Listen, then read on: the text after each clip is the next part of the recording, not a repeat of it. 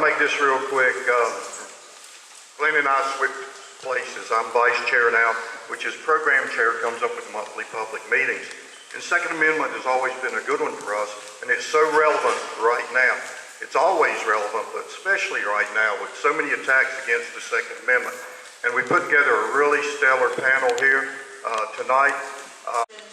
Two members of the panel. We're going to ask you to come forward and step to the mic that's positioned here. You need to just state your name. We're not doing anything like the board or anything. I don't need your address and all that. Just if you'll introduce yourself. And then if your question is for a specific office or a specific individual, you may identify that. Or if it's for the panel at large, that's fine. And we'll give them an opportunity to respond. I would ask that as you present your question, you not be like I am from Mississippi and feel like I need to talk about everything. You kind of get an idea of what your question is, formulate it, present your question, and give them an opportunity to answer. Allow them to answer the question. The idea is not necessarily to have a debate with you at the mic and them at the panel. That's not the idea. It is okay, however, to have differences of opinion and present those, and I expect if we start from one end of the panel to the other, there's already a difference of opinion. But we want to explore that so that we are better served as citizens of our community. And we can truly be responsible gun owners, responsibly armed citizens, if you're so inclined. All right, so with all that being said, let me introduce our fantastic panel. And I'll try to do this without the notes. Ms. Diane Ruffino, she is an attorney, but she's also very scholarly with the Constitution. So she comes at law from a very constitutional perspective. Mike Lane, he is the owner of Bite Me Firearms, is a firearms dealer, and also provides firearms instruction for concealed carry and other instruction. Then we have our Craven County Sheriff, Jerry Manette, and we know that he's been involved in the gun shows in the area, and he is active in this environment. Most of us that are with CCTA, we've seen him around and about. So we know, Jerry, appreciate you being here. A person that you may not know, and I was fortunate enough to meet this young lady in one of our gun shows, is Tina Martin Nims. She is a professional shooter, participates in competitive shooting. She's kind of helped me feel better about my recent AR purchase because she does 3-gun shooting and kind of said my gun was okay. Nonetheless, so she got an invitation. No, she's also a representative of a women's shooting league called A Girl and a Gun. And so for you ladies that might be somewhat reluctant, perhaps you have an opportunity to speak with her after our discussion this evening. And next we have Sheriff Asa Buck from Carteret County. And I'm going to put him on the spot in a minute, but I'm very appreciative of the conversation he and I had when he made a commitment to be here, so I greatly appreciate you being here, sir. And next to him is our very own district attorney for Craven, Pamlico, and Carteret. Did I get that right? And that is Scott Thomas. And certainly glad that he has chosen to be with us. And we kind of communicated old-fashioned way through fax machine, but nonetheless, he is here, and I'm grateful for that. And part of that is because if you were involved in an incident, he would be the one that's going to decide whether or not you go before a judge, and some things might change in your life. So it's very important that he's here. So, and then next we have Mr. Bill Wishon, who used to be a firearms salesperson and in the business as far as firearms dealer. He now focuses primarily on firearms instruction, again, concealed carry and various other firearms instruction. And then Michael Speciale, he is the representative of North Carolina, member of the North Carolina legislature. And unfortunately, he's not my representative, but nonetheless, I did invite several members of our local and state legislature to be here. Unfortunately, they're not. But with that being said, I'm going to read the Second Amendment, and then we're going to start with Ms. Ruffino and their introductions. I know Adela alluded to this in her comments and prayer earlier.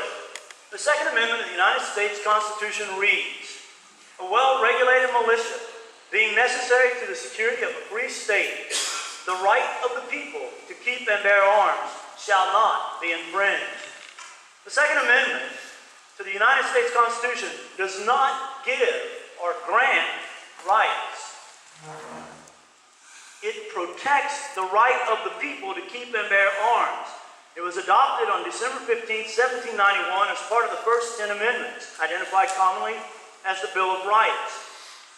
The Supreme Court of the United States has ruled that the right belongs to individuals, while also ruling that the right is not unlimited and does not prohibit all regulation of either firearms or similar devices. We'll talk about that in a moment. State and local governments are limited to the same extent as the federal government from infringing this right for the incorporation of the Bill of Rights. Further, in North Carolina, Section 1, Article 30, I believe it is, or I may have gotten that backwards, Article 1, Section 30, states almost identically the same proclamation or Bill of Rights affirmed on behalf of the people. With that being said, that gives us the groundwork for our topic this evening. Ms. Rufino. You may identify yourself kind of how you come out in just a general conversation, which you got up to 35 minutes. Well, of course, I take the originalist position of the Second Amendment. It's an individual right. I think the Supreme Court got it wrong back in 1949 when they said it was a collective right. I'm glad they got it right in 2000. It was 2009, 2010 with the Heller decision. I'm sorry to see that our government continues to ignore the preamble to the Bill of Rights, which says that the amendments are further restrictive clauses on the powers of the government. They keep trying to undermine these rights. I don't believe they have the right to, maybe in certain circumstances. I'd like to just mention something that Justice Scalia, may he rest in peace, something that he said, and that is that the originalist position is slowly dying and we really have an uphill battle. He said every day in the Supreme Court, when he would go into the building, there would be tours of young children, school children, and the first thing the teacher will say, well, now have the students lined up to say, and what is the Constitution? And the students would say, a living, breathing document. So our children are being indoctrinated in the school system, which is indoctrinated by the government itself, that our Constitution really doesn't mean what it used to mean. So I'm really sorry that we really have an uphill battle. And I'm so happy to see that there's such a large crowd out here that wants to uphold the originalist position of the Second Amendment. I believe you all do, right? Is that it?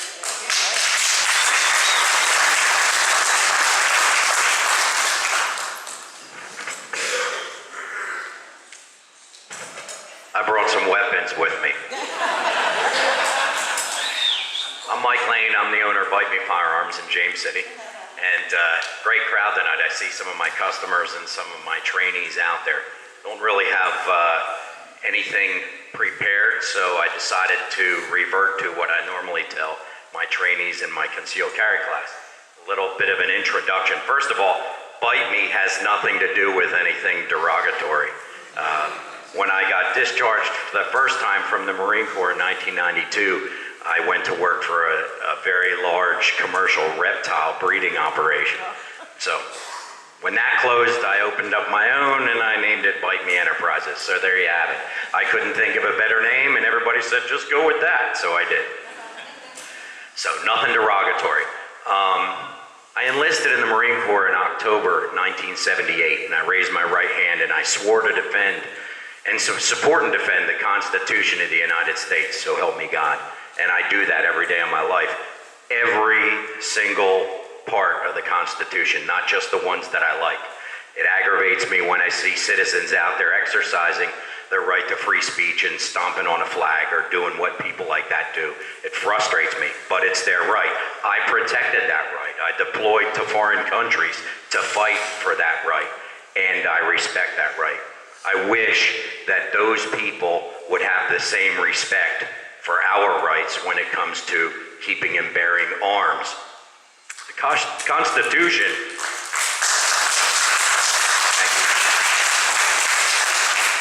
the Constitution says arms, not weapons. Let's talk a second about weapons. When I was in the Marine Corps, about 26 and a half years worth, I trained with, qualified with, or played with every ground-based weapons system that the Marine Corps owned at the time. The last weapon I ever touched in the Marine Corps, and oh, by the way, in my life, was the main gun of an M1A1 Abrams main battle tank. Some of you have heard this before. Okay, that was the last weapon I ever touched. I don't have any weapons in my gun safe at home. I don't have any weapons in my garage, but I got a couple of dozen, or I don't have any firearms in my garage, but I got a couple of dozen weapons probably. If you consider a table saw or a hammer or a screwdriver or a drill, think about it. You think it's funny, but think about it. What truly is a weapon? When I deployed to Iraq, I was issued 3 weapons. I was issued an M9, 9mm Beretta semi-automatic pistol.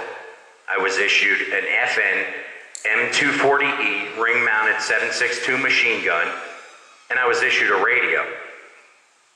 Never shot my pistol once in combat. Shot my ring-mounted machine gun a dozen or so times, and I can verify that it was the cause of at least 2 fatalities. My radio killed at least 300 people. So what is a weapon? Think about this, because there's people all around you that don't believe that you should be able to own firearms for any reason whatsoever. Not to plink with your grandkids on Saturday afternoon, not to put meat on your table for Thanksgiving, and not to defend your home. And just as I respect the Second Amendment, I also respect their right to have that opposition. So I say, rather than fighting, rather than debating, rather than arguing and stomping your feet and screaming up and down and protesting, let's educate them. And start by doing this. On September 11th, 2001, 2,977 people were murdered with the weapons that I have right here in this ammo can. A Leatherman, a box cutter, and a can of mace. And my wallet and keys are in there, and I suppose you could turn those into weapons if you wanted to, and I couldn't fit 4 airplanes in here. So start to educate the people around you. When they want to argue with you and tell you, no, that's not what the Constitution says, rather than argue about the Constitution, argue about what actually is a weapon. Anybody ever seen the first scene in the movie 2001: A Space Odyssey? Bones. They were using bones. If miraculously every firearm on this planet were to disappear right now, call it the gun rapture. If every firearm were to disappear right now, there'd still be terrorists, there'd still be murderers, there'd still be rapists and robbers, and they'd still be out there creating hate and discontent in our society. So rather than arguing with the people that oppose your right, educate them, teach them, embrace them, and try to get them to understand that this is not about a bunch of maniacs running around with guns.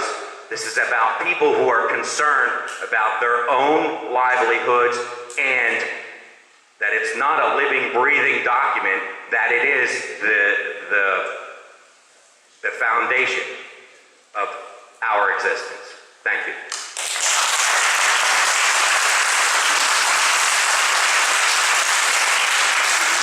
Mike had me worried because he was talking about working at a reptile farm, and he brought that box out from the table there, so I was talking. I said, well, what's going on here? We don't want to pass any snakes around tonight, but I want to thank you for the opportunity to be here with you tonight, to be a part of this. I see many of you on a daily basis, and thank you for the job that you are doing in the Taxpayers Association. And I tell you, the elected officials listen to the Taxpayers Association, and we pay attention.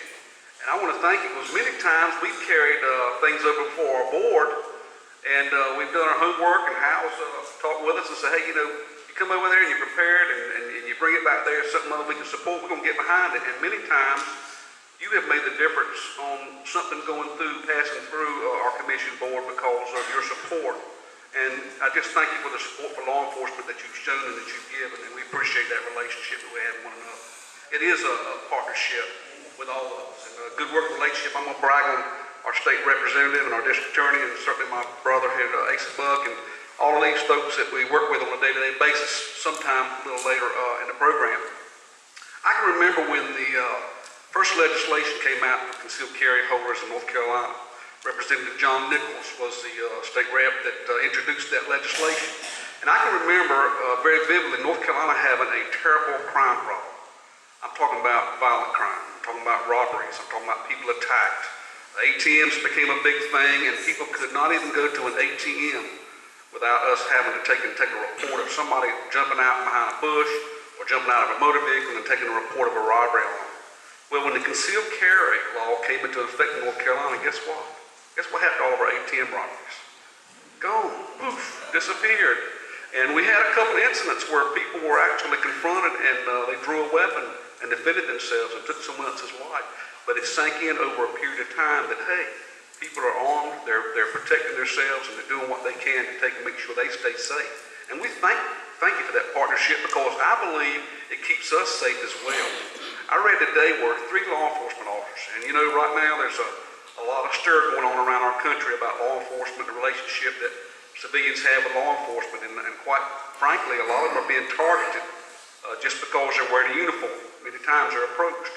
And in 3 instances very recently, armed concealed carry permit holders came to the rescue of those law enforcement officers, drew their weapons, and held people at bay and protected that officer until more help could get there. And those officers credit that concealed carry permit holder with saving their lives. They were able to go home to their family that night. So I applaud that type of help. We don't turn down any help, take it whenever we can get it. But so I'm here. I've been a stout supporter of Second Amendment rights. I believe that it's better to have it and not need it than to need it and not have it. So thank you for the opportunity to be here with you tonight, and I look forward to answering some questions and bragging some more on some of these folks down here that we work so well with. Thank you.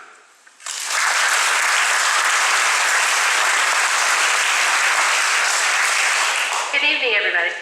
So like you heard, I wouldn't exactly call me a professional shooter because I'm not quite paid yet, but I do spend a lot of time on the range. So I am a sponsored shooter.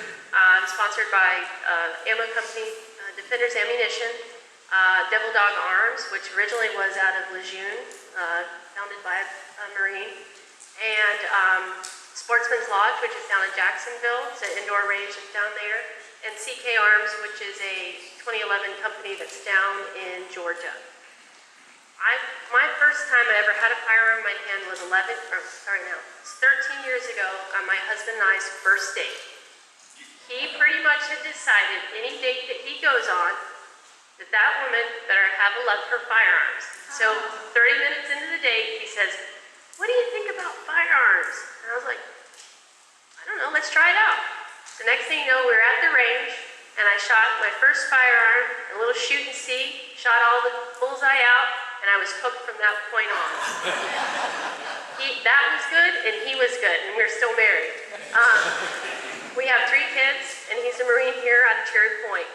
So over the years, I developed a stronger and stronger love for firearms. Those last couple of years, I went ahead and went full throttle and started doing matches all over the country. And this past year, I've been lucky enough to pick up the sponsors to help me essentially pursue that, because shooting as much as I do is expensive. In addition to that, I also realized there was a lot of women that were interested in firearms, or they had firearms in their homes and they didn't know how to use them. And so I wanted to be able to reach out to those ladies and help them. And that's where my involvement with the Girl and a Gun came into play. Girl and a Gun is a national organization that has chapters all over the U.S. as far as, we actually have chapters in our district countries, or district states, all the way to Alaska. About 2,500 member total, like actual members, and then you don't have to actually be a member to come to a meeting. So we actually have a larger number of ladies that come out. It's for the beginner shooter all the way up to somebody to my level of competitor shooter. So my goal with a Girl and a Gun is to teach women how to, number one, safely handle a firearm.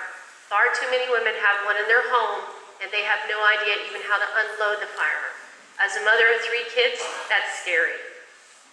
The next thing is, just like I had a ball the first time I ever shot, I know there's plenty of ladies out there that get a full kick and adrenaline rush, and they empowers them that they are able to pick up what was scary once and be able to use it safely and to have fun, and sometimes even outshoot their husbands. I do it myself, sorry. In addition to A Girl and a Gun, I also recently came on to a project that's called the DC Project. It's out of 2AO. And what we are is, I'm the North Carolina representative. There is women from each state all across the country. Our first meeting will be in DC next week, at the end of next week. And what we are doing, many of us are competitive shooters, but we're going to DC, making meetings with our senators and our congressmen, and letting them know how firearms affect our daily lives, and to ensure that they are out there listening to citizens and standing behind us and protecting our rights. That's, I wouldn't be able to get to do what I do if that right wasn't there. And so I take it truly. I also teach women concealed carry and instruction. If those rights are taken, I won't be able to do that anymore. A part of my life is gone. I take my kids out and they have their little .22 rifle and we plink tin cans and bowling things. It's a family thing. I am sharing a heritage that our country has had forever. We want to keep that.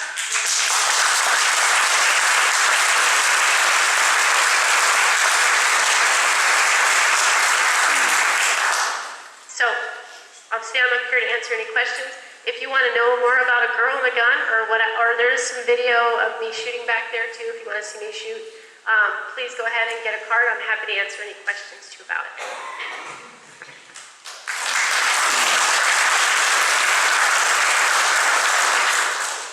There's one thing about it, I bet your husband doesn't get out of line, does he?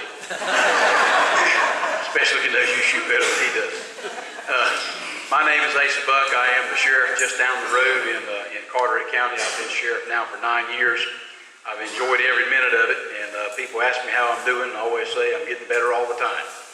I enjoy my job even more every day, and a lot of it has to do with working with my fellow sheriffs, Jerry, of course, our district attorney, and everybody else in the system.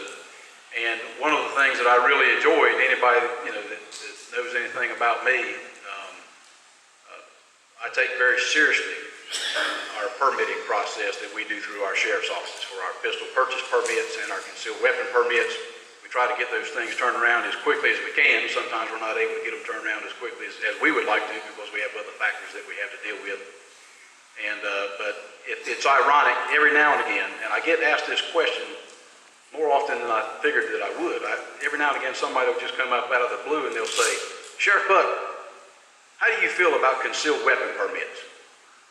I said, "Well, I must feel pretty good about them because we issue thousands of them a year. And daggone glad to do it. And I'm a strong supporter of the Second Amendment. I believe in people's rights to keep and bear arms.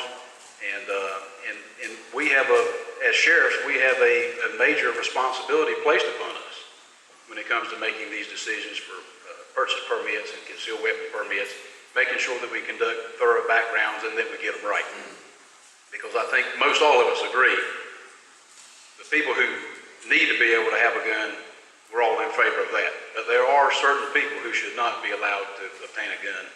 And we've got to do our best, the best job that we can to make sure that we get that right so that public safety is not infringed. And so I would like to say, I think it is extremely important that folks just like you get together and have these types of discussions. There's been discussion about our justice who has passed away, and that's turned the country in turmoil. There's going to be a lot of debates and battles back and forth about how to move forward in that regard.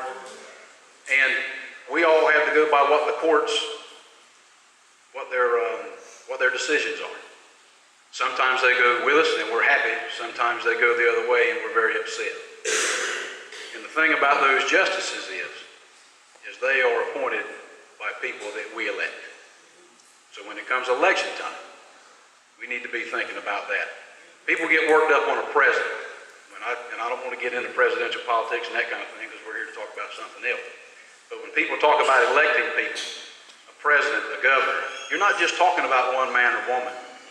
You're talking about hundreds and thousands of people, especially on the presidential level, of people who are put in place throughout an administration. it's not always just one person who's making the decision. And then the folks that they appoint, and especially with our judgeships, it's vitally important. And those are the kinds of discussions I think you need to be having with your other friends and your neighbors, the ones who aren't here at this meeting, because I think I can look around here and see we're pretty much on the same page.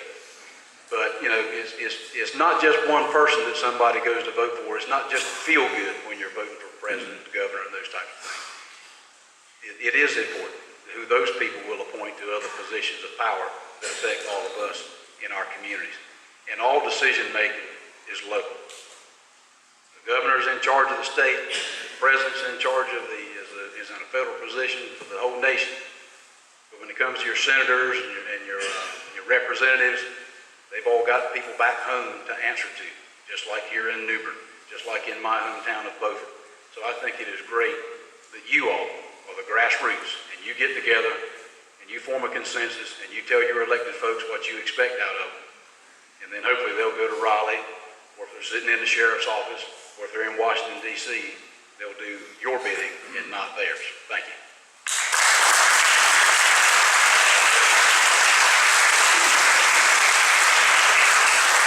Well, I'd like to thank you for having me here, and I'll just say Randy said that we communicated through fax. I want everybody to know he faxed to me and I called him back.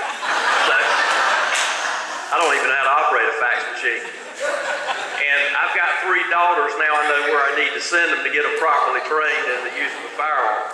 I would like to thank you for holding this forum. I wish that we have a great crowd here, and I wish we could do this throughout Carteret, Craven, and Pamlico counties, because I think as people have a better understanding about the Second Amendment and what it really means with regard to our individual right to own and possess firearms, they would have a better understanding, and they would understand that responsible use of firearms not only protects the folks who use them, but it protects their neighbors and those around them as well.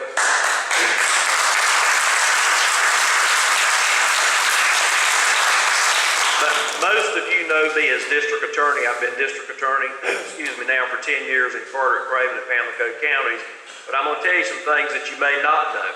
I was born and raised in Vanceboro, and I saw Eddie McKeel back here somewhere, and he can tell you when you grow up in that part of the county, one of the things you look forward to, among other things as a teenager, is having that first shotgun.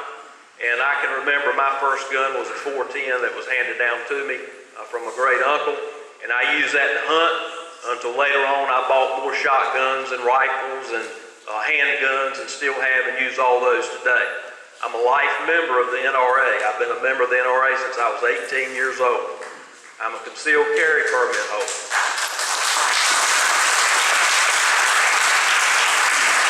I have a lifetime hunting license in North Carolina. And I tell you all that just to kind of tell you, how I approach these issues. And of course, having gone to law school, I have a deep and abiding respect for the Second Amendment and what it means as an individual right to keep and bear arms. And then I served 1 term in the State House, 3 terms in the State Senate, representing Carteret, Craven, and Pamlico counties. And in that capacity, I was endorsed in my races by the NRA.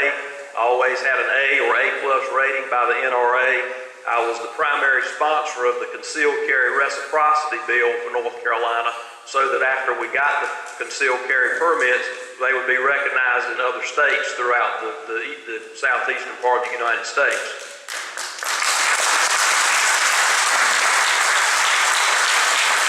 I say that to you just to kind of give you a little background in terms of how I approach Second Amendment issues and self-defense issues. As Randy mentioned earlier, unfortunately, when these things arise with regard to a death or the use of a firearm, they end up on my desk. And after a thorough investigation by one of our excellent law enforcement agencies or the State Bureau of Investigation, if they're involved, they ultimately end up on my desk. And then I'm the one, with the able assistance of my assistant district attorneys, and I see 2 here tonight, Robert McAfee and Bob Cherry are both here. With their and other assistants, we make a determination with regard to whether or not charges will be filed in those particular cases. And we can talk more. I know we just have a couple of minutes to speak initially here. We can talk more later if you want to ask a question about the process we go through, about the general law of self-defense, about the Castle Doctrine, about the whether or not you have a duty to retreat in North Carolina. We can talk about that. But I will tell you that once we get the investigative file, we make a determination based upon the law and the facts. I don't say everything I said tonight to tell you that I prejudge those cases, because I don't. We have to make decisions, again, that are based on the law and the facts, because when I make a decision, I then have to go out and explain that situation. So that's why we make our decisions based on the law and the facts. But I also make that decision with the full knowledge and a healthy understanding of the Second Amendment and the law of self-defense in North Carolina. Thank you.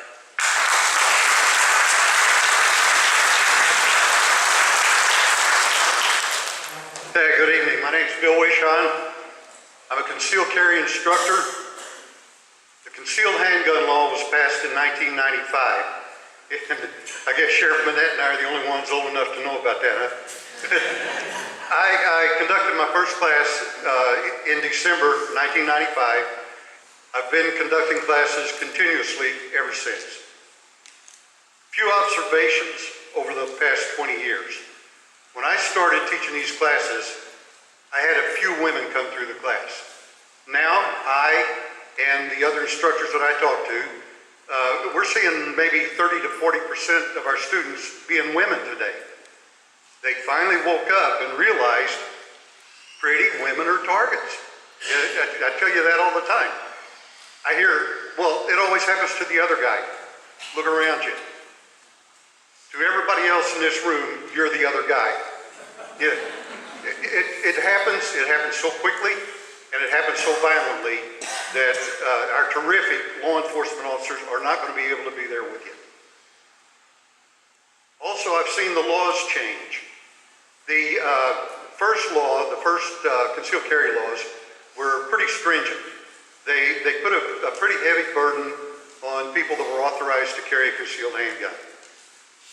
The laws have improved continuously in the last 20 years. The biggest jump, the biggest leap from the restrictive laws that were first passed with the concealed handgun carry laws to the ones we have now, which are, I don't know, in my opinion, they give credit to the people who have concealed carry permits, who have not committed crimes for the last 20 years. The laws now, as of 2013, and oh, by the way, that happens to be the year that the power changed in Raleigh. But 2013, the laws became very favorable to private citizens who honestly, who can carry their concealed handguns, who do not commit violations of the law, who obey the law. They treat the handguns with respect, and they treat their fellow citizens with respect. Now, a couple points here. The number 570,640.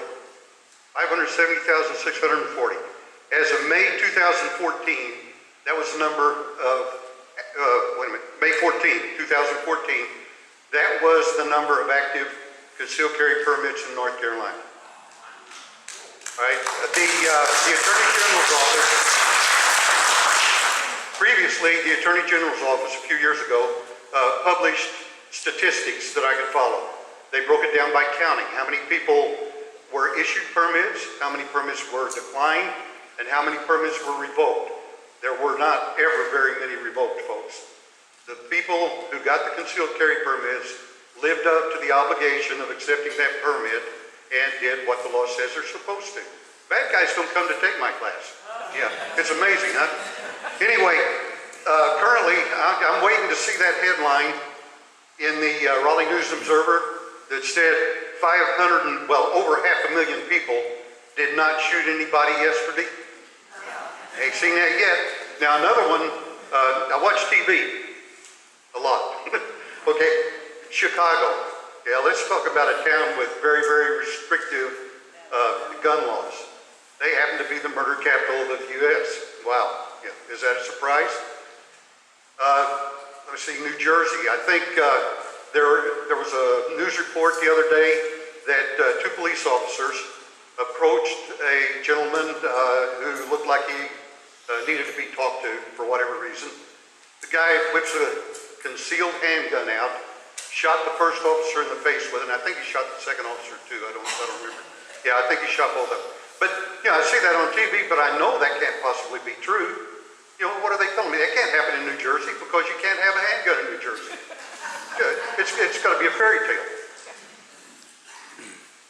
I hear the national news folks, especially after the last incident in California, 540 mass shootings in the last 7 years since Mr. Obama's been president. 540 mass shootings. That means 4 people killed or injured at one time. But you know, out of that, maybe 400 of them were in gun-free zones. Yes, it's another fact that kind of blows my mind away. I hear them talking on the news about violent or firearm violence. Firearm violence. And I looked in the dictionary, I couldn't find it. So I got a whole bunch of books. I read through all those books. I couldn't find the real definition for firearm violence. I looked on my favorite website, gunbroker.com, and tried to find one of those violent firearms because I wanted to buy one. I wanted a real violent one to protect me. But I'll be dadgum if I could find any instance of a violent firearm. Yeah. Hey, let's educate our people as everybody that's spoken so far has led to this. Let's educate other people about what our Second Amendment really says, about the honest, honorable people that carry the concealed handguns, and the guys that are 19, 17, 13 years old that do the shootings on the streets or that shoot their mothers. It hits national news, but they never bother to tell you, oh, by the way, you've got to be 21 before you can even possess a handgun. Never ever comes out. It's always the bad part that we hear. So let's do our best to educate everybody. Thank you, and I'll pass this on to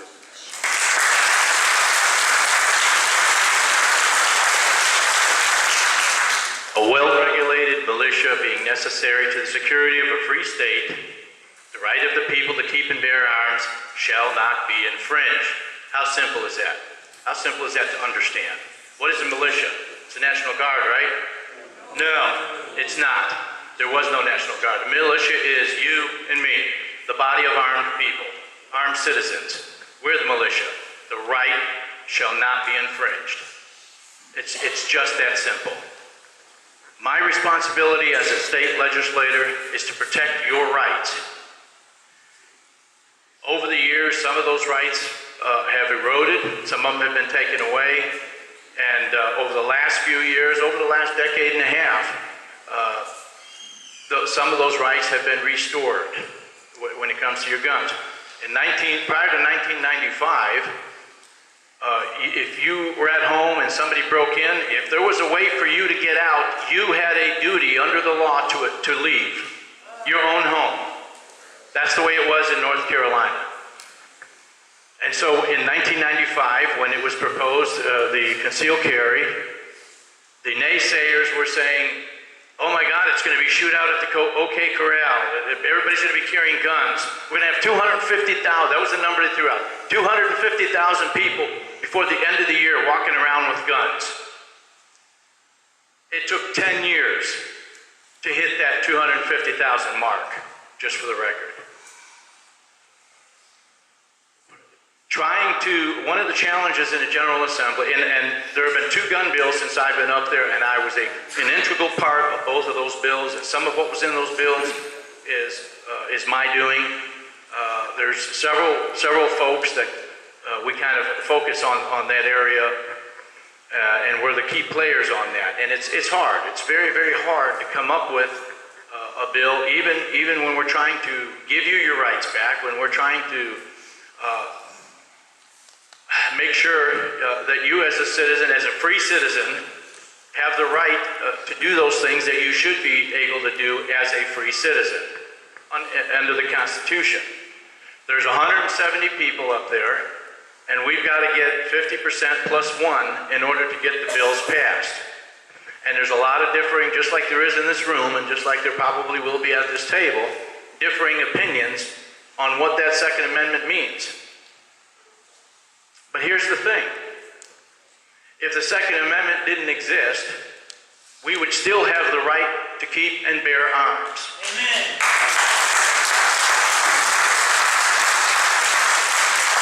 The federal government's powers are enumerated and limited.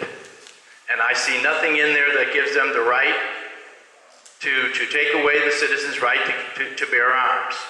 So again, it's very simple. The Constitution was written for people like you and me to understand. It wasn't written to have to be haggled over by the lawyers, by the Supreme Court judges. I keep reading, and it's interesting because I do spend some time on media, Facebook and this and that, obviously, and I keep seeing that, and generally it's Obama being blamed, but Obama's going to take away this right, or the government's going to take away that right, and I sit there, and you can ask my lovely wife of 42 years here. I get angry, and I say, what do you mean he's going to take our rights? He doesn't have the authority to do that. We never gave the president the authority to take away these rights. We never gave him the authority to make law. We never gave the courts, the Supreme Court, the authority to make law. And by golly, we're doing now what we should have done 50 years ago, 30 years ago. We're starting to stand up for our rights. We're starting to say, hey, enough is enough. I bet you 10 years ago we couldn't have got a crowd like this in the room on this subject. But I'm glad to see it. I'm glad to see everybody's getting involved. I'm glad to see that we're jumping in the fight, and this is a fight. For this right and for every other right, we cannot give an inch, not 1 inch, on any of our rights, because as soon as government cracks the door, they will eventually kick it wide open. So what I want to say is thank you for being here. And I want to thank Craven County. I represent Craven County, Pamlico County, and Beaufort County in the House. And I want to say that this is an active area, very active area of the state. The General Assembly knows who you people are. There's enough of you. There's enough of you that are up there on a day-to-day basis, helping to get some of these bills through, helping to fight the fight, that they know you by name. And this is, in my opinion, and in the opinion of a lot of folks up there, one of the most active areas in the entire state. So thank you, keep fighting the fight. That's what we're here for tonight. And just keep moving forward on your rights. Don't give an inch.